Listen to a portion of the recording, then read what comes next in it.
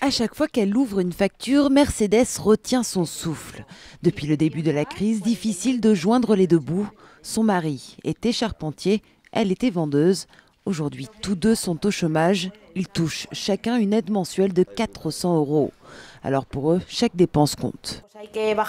On commence par se dire qu'il va falloir faire attention à la consommation d'électricité, de gaz, puis aussi à la nourriture. On arrête d'acheter des aliments qui ne sont pas strictement nécessaires.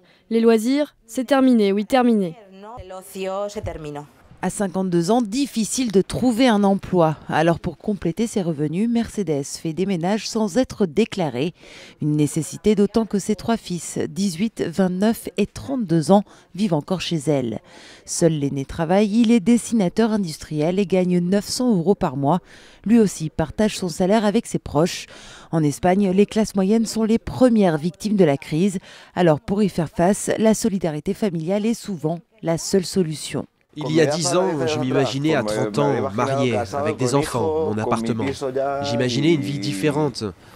Ici, en Espagne, un actif sur 4 est au chômage. Et selon un rapport de l'ONU, depuis l'adoption des mesures d'austérité, plus d'une personne sur 5 vit en dessous du seuil de pauvreté.